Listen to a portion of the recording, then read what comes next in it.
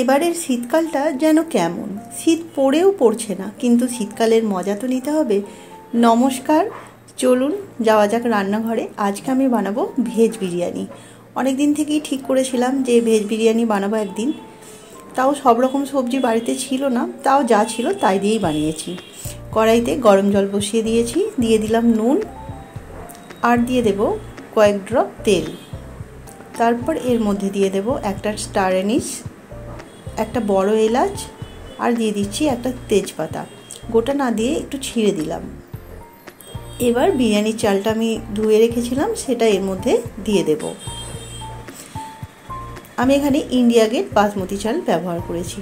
ভাতটা এখানে হতে দেব আর অন্যদিকে আমি বিরিয়ানির হাঁড়িটা বসিয়ে দেব।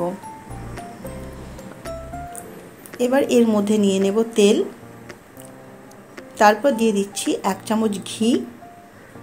এবার দিয়ে দেব কিছু গোটা গরম মশলা, তেজপাতা, বড় এলাচ, ছোট এলাচ, স্টার অ্যানিস, জিরে, শুকনো লঙ্কা, গোলমরিচ, দারুচিনি। এবার দিয়ে দেব কাঁচা লঙ্কা। এবার একটা সুন্দর গন্ধ বেরোলে দিয়ে দেব সবজি। এখানে আমি সবজির মধ্যে নিয়েছি আলু, ফুলকপি, গাজর, বিনস, ক্যাপসিকাম, পেঁয়াজ আর মাশরুম। আপনারা আপনাদের পছন্দ মতো সবজি নিতে পারেন। আমি মটরশুঁটিটা দিতে পারিনি, বাড়িতে ছিল না। শীতের সময় এত রঙিন রঙিন সব সবজি পাওয়া যায়, কোনটা নেব কোনটা বাদ দেব মানে মুশকিল হয়ে যায়। তাও পছন্দ মতো কিছু সবজি নিয়েছি, বাড়িতে যা ছিল। তেলের মধ্যে একটু নাড়াচাড়া করে দিয়ে দেব নুন দিয়ে এটা 3-4 মিনিট মতো ভালো করে ভেজে নিতে হবে। তারপর দিয়ে দিচ্ছি একটা বড় সাইজের গোটা টমেটোটাও সবজির সাথে ভেজে এটা ঢেকে দেব। তারপর 4-5 মিনিট মতো এটা ঢেকে রেখে দিয়েছিলাম। এবার এর মধ্যে দিয়ে দিলাম আদা রসুন বাটা, 1 চামচ হলুদ দিচ্ছি, 1 চামচ লঙ্কার গুঁড়ো, 1 চামচ ধনের গুঁড়ো, 1 চামচ জিরের গুঁড়ো, স্বাদ অনুযায়ী নুন দিচ্ছি, অল্প একটু চিনি আর কাশ্মীরি লঙ্কার গুঁড়ো আর ফেটানো টক দই। এবার সব কিছু খুব ভালোভাবে কষতে হবে। এবার এর মধ্যে সামান্য একটু জল দিয়ে দেব, দিয়ে ভালোভাবে এটা কষিয়ে নেব। প্রায় 4-5 মিনিট ধরে এটা আমি মিডিয়াম ফ্লেমে কষিয়েছিলাম। তারপর এটা ঢেকে সেদ্ধ হতে দেব। এদিকে ভাতটাও রেডি হয়ে গেছে, 80% কুক করেছি। এবার এটা ভালোভাবে জলটা ঝারিয়ে নেব। এদিকে একটা বাটির মধ্যে নিয়ে নিচ্ছি 2 হাতা দুধ, তার মধ্যে দিয়ে দিচ্ছি কেশর, 1 চিমটি দিলাম। এবার দিয়ে দিচ্ছি একটু ফুড কালার, যদি না দিতে চান নাও দিতে পারেন। আর দিয়ে দিচ্ছি 4 ড্রপ মিঠা আতর। এখানে কেওড়া জল, গোলাপ জল এগুলোও দিতে পারেন, আমি দিইনি। তারপর দুধের মধ্যে এগুলো মিশিয়ে নিয়েছি আর এদিকে বেরেস্তা বানাতে দিয়ে দিয়েছি। প্রথমে হাই হিটে তেলের মধ্যে পেঁয়াজটা দিয়ে 1 থেকে 10 গুনবেন, তারপর হিটটা কমিয়ে দেবেন, দেখবেন খুব সুন্দর বেরেস্তা হবে।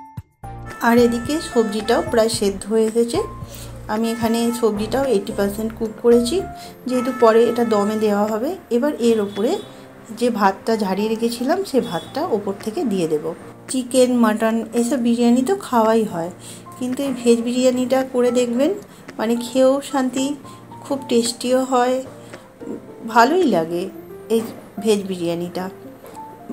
ভাতটা ভালোভাবে ছড়িয়ে দিলাম। এবার ওপর থেকে দিয়ে দিলাম বিরিয়ানির মশলা। আমি এটা রেডিমেড বিরিয়ানি মশলাই বাড়িতে ছিল, সেটাই দিয়ে দিলাম।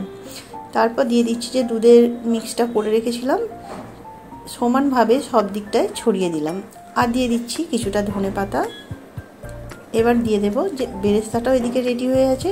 ভালোভাবে এটা তেল ঝারিয়ে তুলে নিয়ে বেরেস্তাটা এবার ওপর দিয়ে ছড়িয়ে দেব। দেখতে কিন্তু বেশ হয়েছে আর এটা খেতেও খুব ভালো হয়েছিল। এবার এটা ঢেকে মিডিয়াম ফ্লেমে 15 মিনিটের জন্য আমি দমে রেখে দেব। আর হাঁড়িটার ওপরে এরকম ডেকচি করে জল রেখে দিয়েছিলাম ওয়েটের জন্য। তারপর 15 মিনিট পর ঢাকা খুললেই একদম ভেজ বিরিয়ানি রেডি। একটা সুন্দর গন্ধ বেরিয়েছে। এখানে চাইলে আপনারা ঘি দিতে পারেন, কিন্তু আমার বাড়িতে যেহেতু পছন্দ করে না তাই দিইনি। এবার গ্যাসের ফ্লেমটা অফ করে এটা দেখুন কতটা ঝরঝরে হয়েছে। একদম perfect veg biryani ready. Biryani খেতে ইচ্ছা করলে কিন্তু এইভাবেও বানিয়ে নিতে পারেন। এটা খুব ভালো হয় আর তৈরি করাও খুব সহজ। যাই হোক, ভিডিওটি এতক্ষণ পর্যন্ত যারা দেখেছেন তাদেরকে অসংখ্য ধন্যবাদ। ভালো লাগলে একটা লাইক করে কমেন্ট করে জানাবেন, আর পাশে থাকার অনুরোধ রইল। আর বাড়িতেই আমি রায়তা বানিয়েছিলাম, সেটা দিয়ে এটা পরিবেশন করিয়েছি। সবাই ভালো থাকবেন, এখন আসি।